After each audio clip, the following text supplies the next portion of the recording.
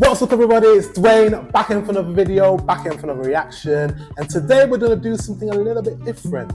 We're going to react to Watch Mojo's top 20 movies that cause people to walk out. I'm really curious because there's not a cinema ticket that I purchased, and I've gone to the movies and I thought, you know what, I'm going to walk out. Actually, there is one. I went to see Hostel. Do you remember Hostel? The one with the bit like Saw. I walked out because I didn't realise it was a movie that was like cutting up people and all sorts of stuff like that. And I was only like 16 at the time. That's the only movie I have walked out on. I love those type of movies now, but when I was younger, I was like, nah, this is not for me. What movies, guys, do people walk out on? Let's go. How we doing, baby? Pulp Fiction. I gotta go pee. I'm gonna go home.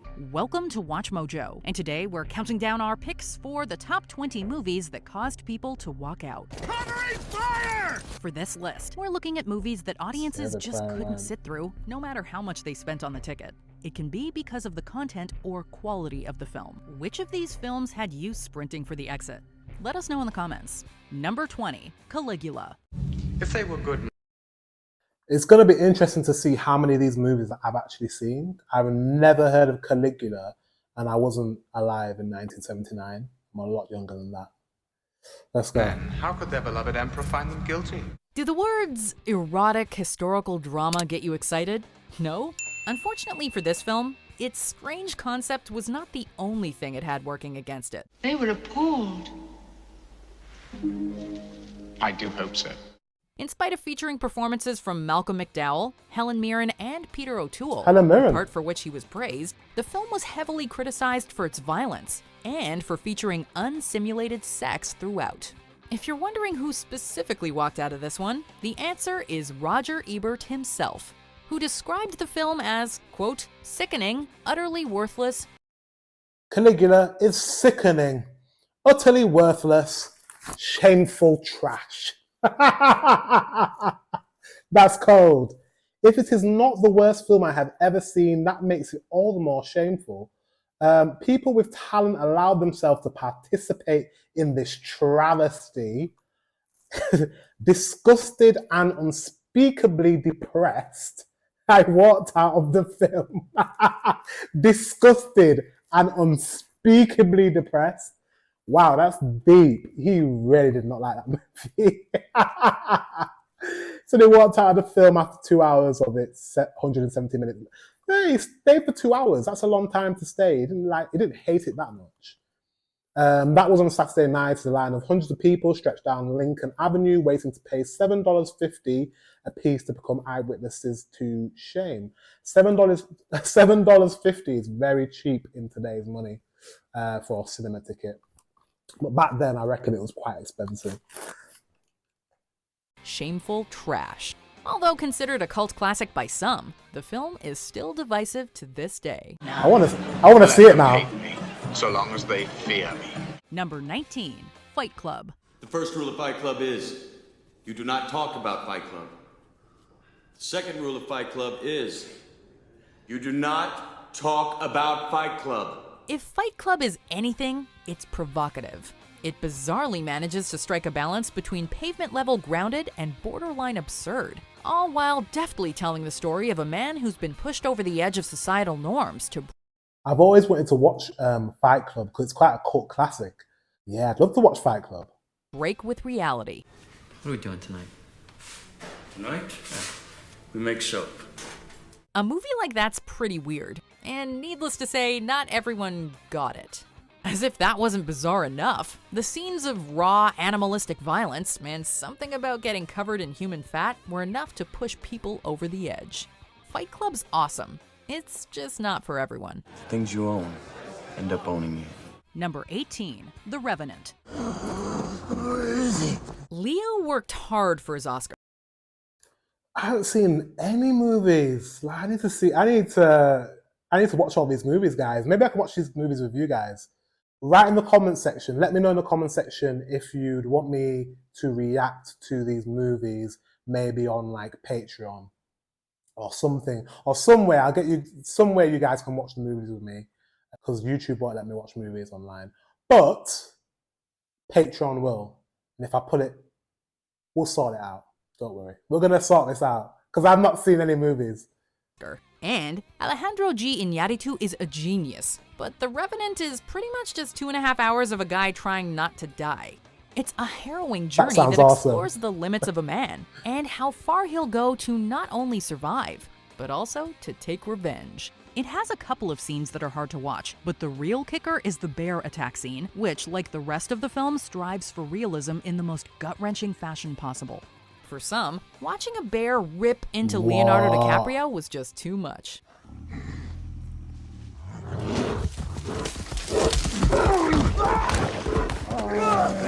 Number 17. That's The Walk. terrifying. Why?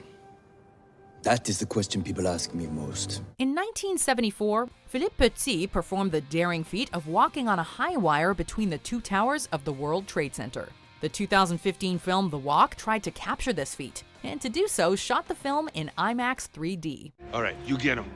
I got your back. Okay. The cinematography expertly captured the sensation of tightrope walking a quarter mile above the ground, which, while impressive, is not what some audience members were expecting. Those who were not wholly comfortable with heights found the movie to be a tough watch. I hate heights. So I hate heights on like mountains, but I'm okay in like buildings. Like if I was in a skyscraper, I'm in a solid structure, I don't mind. But if I'm like climbing a mountain, I hate that. Any rocky terrain is not for me. But even though I'm okay with buildings, walking on a tightrope between two huge skyscrapers, not for me. With many reporting motion sickness as the feat was performed. I'm going to hang a high wire between the two towers of the World Trade Center and walk on it. Crazy. Number 16. The Tree of Life. Tell us a story from before we can remember. At the 2011 Cannes Film Festival, The Tree of Life was met with both boos and applause, and went on to win the festival's illustrious Palme d'Or award. Needless to say, critics were divided. That CGI looks terrible. Just had to put it out there. As were audiences. One of the film's stars, Sean Penn, stated that he did not find the same beauty and emotion in the final film as he did in the script, in no small part thanks to the film's convoluted narrative. While ambitious, and by some accounts a masterpiece, many audience members just wanted a movie they could sit down with some popcorn and enjoy. It could be better. Number 15. The Passion of the Christ.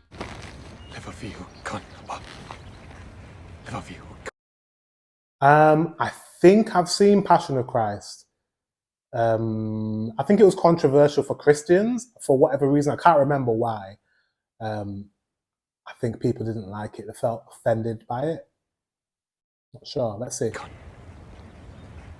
In telling the story of Jesus dying for the sins of humanity, The Passion of the Christ is understandably brutal. Mel Gibson's desire to bring to life the suffering endured by Christ was off-putting to some audiences, as it spares no details with the lashing, the beating, the crown of thorns, and the crucifixion itself.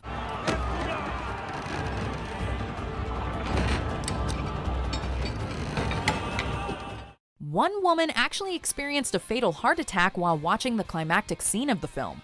Needless to say, if you were looking for something to complement your Sunday school lesson, this might not be it. The thing is, a movie depicting Jesus and his life, that would always be really controversial. Like, how can you... anything religious-based, even me speaking about religion right now is controversial. He's brave. Mel Gibson is very brave to like tackle the story of the crucifixion. No wonder people walked out.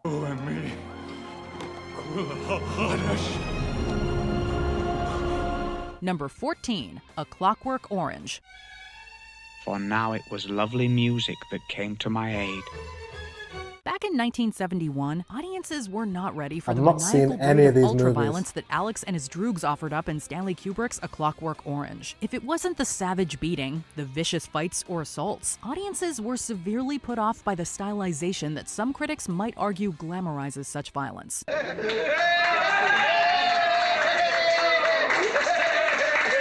Those who stayed to watch the end of the film were rewarded with a discussion of free will and humanity's Savage. baser instincts in a modern society, but it was understandably a little much for some. I've learned my lesson, sir. I see now what I've never seen before.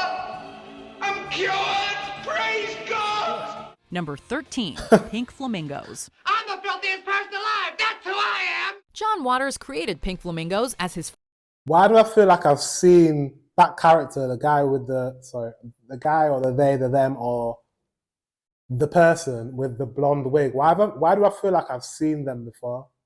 Like in a meme? Or I've seen a clip of them? I think this is a cult classic as well. first entry into his trash trilogy, with the tagline, "An exercise in poor taste." This now cult film was an ode to the counterculture of its Cult day, film. and made a deliberate effort to push its audience as far as it could. We might be in the mood for a barbecue. Get what I mean? A human barbecue. The film focuses on a drag queen known as, quote, the filthiest person alive. We'll see who's the filthiest person alive. We'll just see.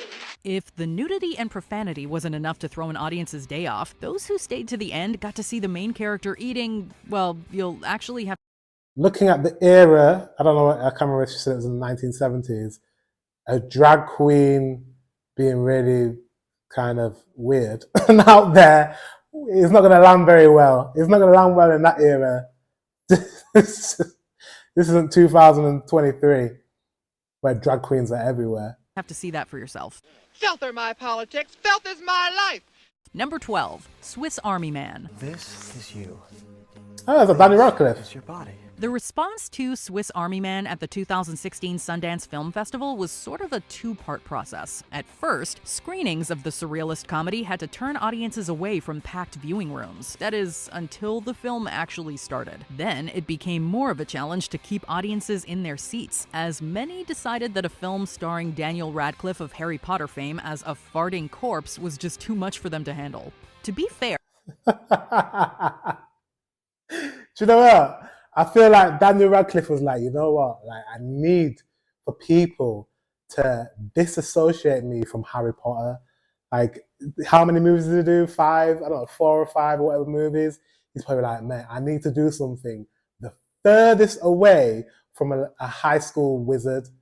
So he's like, you know what? I'm going to play a corpse and shock everyone. It's a good idea. It's a good idea. there has also been positive critical appraisal of Swiss Army Man, but that mattered little to audience members who preferred to hit the bricks. Okay, buddy. Number 11, Antichrist. There is nothing atypical about your grief. Lars von Trier is no stranger to cinematic controversy, and the art house horror flick Antichrist is one such example. Why he decided scenes where both Willem Dafoe and Charlotte Gainsbourg have their nether regions altered in particularly gruesome fashion were absolutely necessary is anyone's guess. Audiences and critics varied between obsession and repulsion at the end results of von Trier's work, with many screenings of the film being notable for members of the audience just not being able to handle the horror Antichrist set on screen. Number 10. But surely, if you went to go and see a horror, you just know what you're getting yourself into. You don't go to see a horror movie and then be like, I have to walk out. I don't know, it's a bit weird. This movie, 127 hours, really good. I've seen this movie. It's a very good movie. I saw it in the cinemas. 127 hours.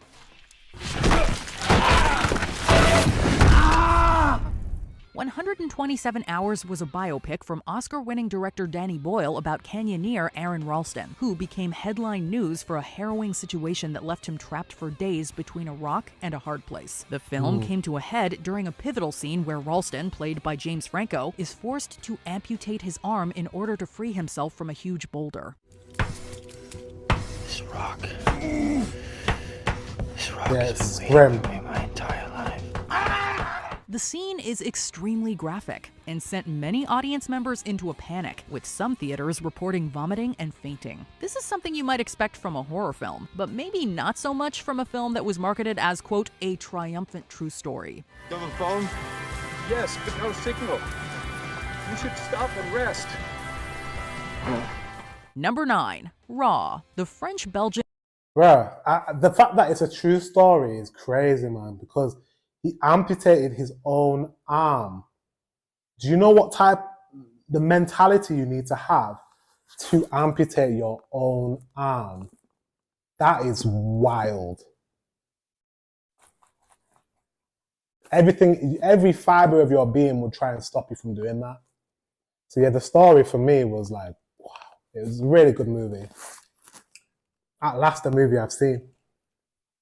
Horror film Raw raised eyebrows with its realistic and disturbing portrayal of on-screen cannibalism. The film describes the descent into madness of a vegetarian college student who is hazed and forced into eating raw rabbit. It's after this traumatic incident that she develops a taste for violence and human flesh, and it's these scenes that reportedly sent audiences into physical panic, with some becoming ill in the theater, passing out, or otherwise running the hell away from what was clearly a successfully horrific film. Y'a rien d'autre qui t'intéressait sur le menu? J'espère qu'il était bon, moi. Number 8. Pulp Fiction. You know what they call a quarter pound of a cheese in France? I've not watched Pulp Fiction, but I know it's a cult classic. No. Tell him, Vincent. Royale with cheese. Today, fans of Quentin Tarantino have grown to expect and appreciate the filmmaker's relationship with on-screen violence. This wasn't exactly the case back in the early 90s, as evidenced by the powerful response to 2 of Tarantino's early features. It's Quentin Tarantino. Like I mean, I guess back then they didn't know quite what type of director he is, but we know Quentin Tarantino now. So I think if he does something shocking, it's like, yeah, well, it's Quentin. Pulp Fiction and Reservoir Dogs. Tarantino himself told The Guardian in 2017 how he, quote, counted the walkouts when Reservoir Dogs hit the festival circuit. Pulp Fiction didn't fare much better, with some audiences, perhaps unused to Tarantino's stylized vision and emphatic violence, walking out of theaters in protest. You will know my name is the Lord. when I lay my vengeance upon thee. The film was even booed at the 1994 Cannes Film Festival by audiences who felt that it wasn't deserving of the Palme d'Or, the festival's highest honor. Number 7. Irréversible. Gaspar Noé is like many other directors on this list, in that he's unafraid of exploring even the most disturbing of subject matters within his search for artistic expression. Case in point, the brutal and unflinching assault scene in Noé's 2002 film Irréversible, which had audiences around the world walking out of screenings. The film, which is also full of physical violence and offensive language, even reportedly featured the presence of infrasound, a lowered frequency that is said to subconsciously induce fear, tension, and nausea. All of these aspects make Noé's Irréversible a film that definitely is... Whoa, wait. There's a frequency and a sound that makes people feel nauseous and uneasy. And he actually put that in the movie because he wanted people to feel that. Yo, that's intense. I need to watch this movie. I need to see this movie. Guys, we need to see this movie. I'm going to watch this movie on Patreon. I'm going to watch this movie. Yeah, I have to watch it. Is not for the squeamish. Number 6. Freaks. You'll have to hurry. We haven't much time. Featuring circus performers with real deformities, this pre-code film from the 30s was originally 90 minutes long, but the studio viewed the film as too shocking to be released. Oh, gee. Ain't it cute? What is it? A girl. Oh, boy, that's great, and it's going to have a beard. If you're hoping we're gonna have some juicy footage from the extended cut here, sorry, that footage is by all accounts gone forever. In spite of the extensive cuts, some audience members were still unable to stomach the content. Sure, by today's standards, it may not seem like it's that big of a deal, but in 1932, you can rest assured this film caused quite the stir. I don't think they could make a movie like that nowadays. I mean, yes, they could, but I think back then they were making this movie for the wrong reasons. Why should they laugh at you? Most big people do. They don't realize I'm a man with the same feelings they have. Number 5. Saving Private Ryan. Keep those exits clear. Good movie. I'll see you on the beach. Saving Private Ryan is now regarded as one of the greatest war films of all time due to its harrowing depiction of the realities of World War II. The opening scene of soldiers landing on Omaha Beach was so visceral and anxiety-inducing, it overwhelmed some viewers to the point of walking out of the cinema, particularly veterans. Wow. Wow. It was so realistic that it triggered veterans to walk out the cinema. That's how you know they really captured the essence of war. But that's not nice for people that have got like PTSD from being in, you know, serving in the army or serving in the military. Yeah. These scenes were so striking, they actually caused a PTSD hotline to become overwhelmed with calls. Whereas so many films in this genre strived for technical and cinematic achievement, Saving Private Ryan was entirely focused on portraying the horrors of war, and it's this realism that left some viewers in a deep state of trauma and grief. 70 years. And That's the first time I talked about it. to your family, It was too hard, and I didn't want to bring it home to my family. Number 4, Mother. No, it's really sad. No, it's late. Stay the night. No, I couldn't. Please, we'd enjoy the company, right? Yes, of course. Mother was destined to be divisive, although perhaps neither director Darren Aronofsky nor star Jennifer Lawrence could have predicted exactly how split audiences would be on the film. Although some fans and critics lauded Mother as a challenging yet bold triumph, other screenings of the film were marred by walkouts and complaints. Stop!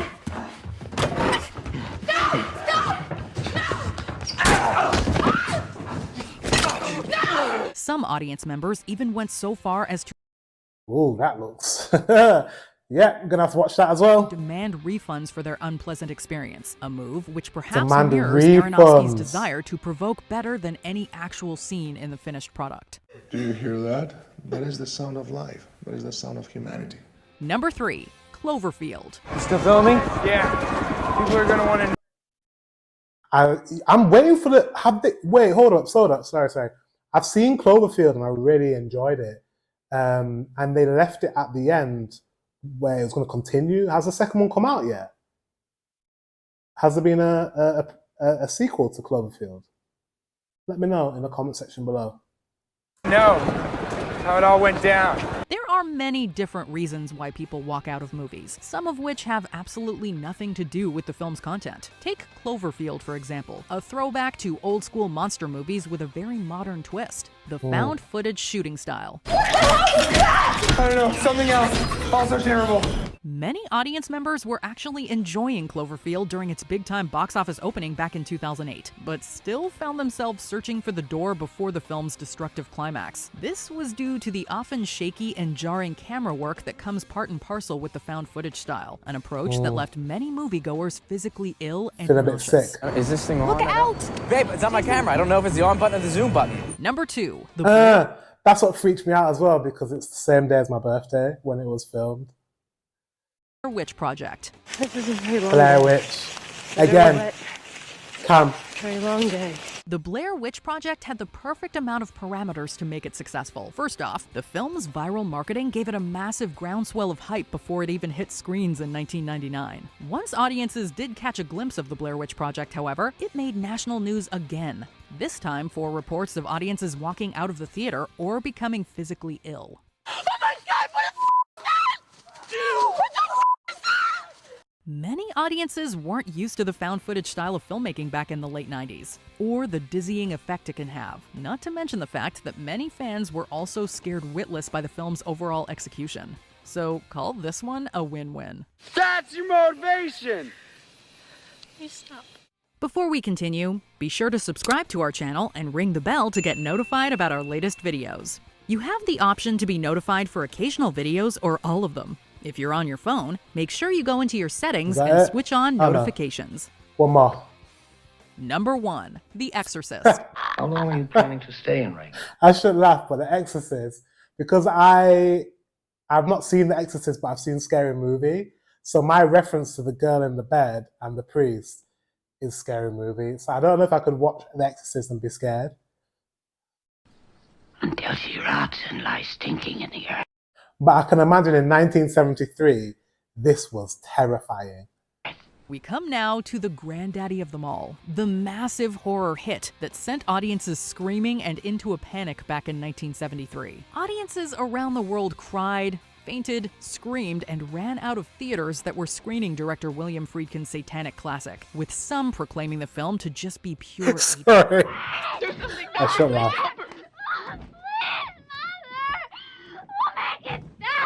Maybe it's the combination of The Exorcist's amazing special effects, music, and cinematography, or perhaps the occult themes and religious allegory contained within the film make it so scary. Whatever the reason, The Exorcist absolutely terrified audiences, and remains a startling example of the power of film. The Lord be with you, and also with you. Did you enjoy this video? Check out these other clips from Watch I Mojos. did. Oh, mate, there's so many films that I need to go and see. Yeah, there's some great films in there. I think I've seen, 2 of those films out of that list, out of the 20. I need to sort that out. Maybe on Patreon, maybe we'll watch it together. Guys, thank you very much for watching. Until the next one, I'll see you guys later.